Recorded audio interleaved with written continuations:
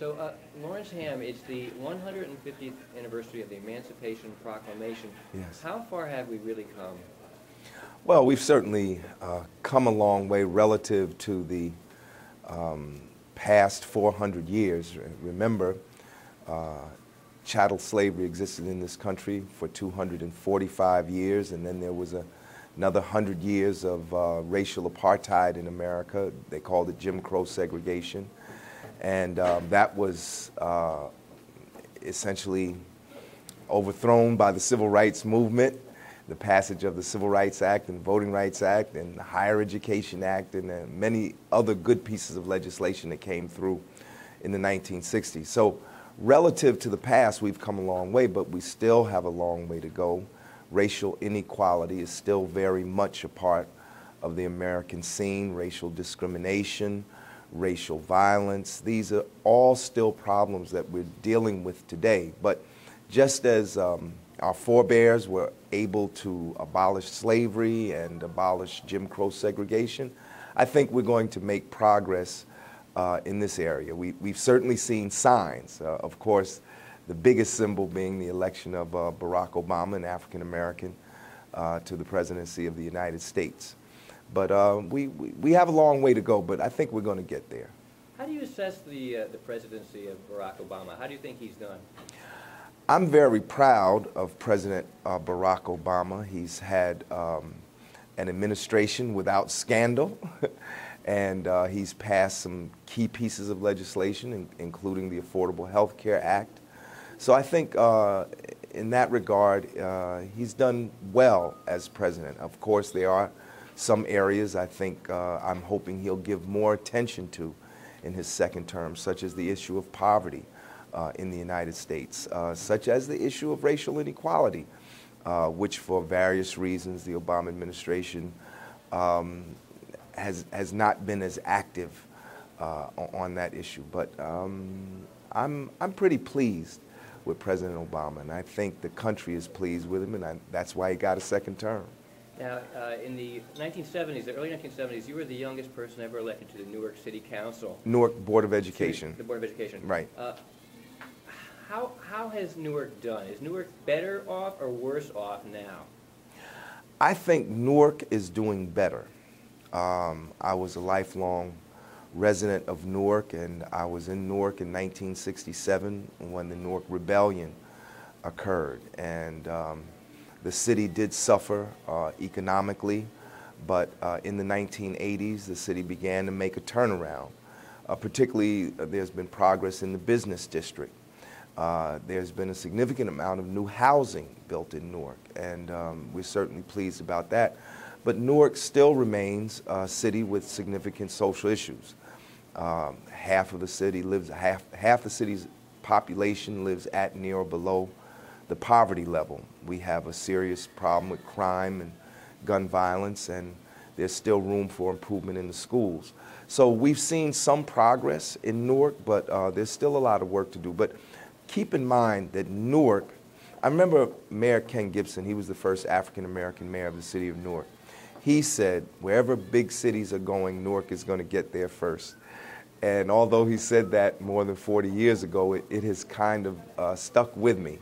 So what's going on in Newark is facing our urban areas all around the country. And one of the things I think we need is a comprehensive urban policy. We haven't really had one in the United States for about 40 years, since the 1960s. So I hope that's another issue that the president will deal with. What's your take on the job that Cory Booker has done? And do you think he should have run for governor? Should he stay in Newark? Should he run for Senate this year? Well, I'm going to leave that to Mayor Booker. Certainly, many people saw fit to elect him to a second term. He has said he's seeking now Senator Lautenberg's seat in the U.S. Senate. We'll see what happens. I mean, he said he was seeking the governor's office, but then changed his mind about that. So let's see what happens with Senator Lautenberg. But I think Cory Booker certainly has a future in politics. And lastly, I want to ask you, in the 70s also, you went to Princeton University. Yes. At a time when there weren't a whole lot of African Americans there. What was that like? Princeton was tough. I first matriculated at Princeton University in the fall of 1971, but because I was appointed to a 3-year term on the board, I decided to withdraw from Princeton and concentrate fully on my duties as a school board member. Did your parents say that you were nuts? Yes, they did. They were quite upset. And a lot of people didn't think I would return to Princeton University, but I did return at the conclusion of my term on the board. I came back to Princeton in the fall of 1974 and graduated cum laude from Princeton University in 1978. And what was the experience like for you as an African It was a tough school. It's tough. It's tough. Princeton was tough. When I graduated from Arts High, I graduated in the top of my class academically. But when I got to Princeton University, I saw that I was far from fully prepared for the Princeton experience. There were mornings when I used to wake up with tears in my eyes. That's how difficult it was. But I stuck with it, and I was fortunate to meet other upper class students and graduate students who took an interest in me and who helped me and helped sharpen my academic skills. And once I got the basics, then I was able to do the rest on my own. But again, you know, because other people took an interest in me and saw something worthwhile, they wanted to help me, and I think that's why I was able to succeed eventually.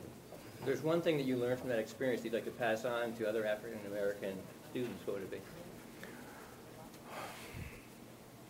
Well, to the young students, to the students that are in high school now, make the most of your high school years, study hard, even those in middle schools. I think that young people don't really know what the real world is like, and adults have to take some responsibility for that. We need to expose our young people more to the college experience before they get there, so that they can see what they have to contend with. I just put it plainly, you know, when I got to Princeton, after the first semester, I wish I had studied more when I was in high school. I wish I had studied harder.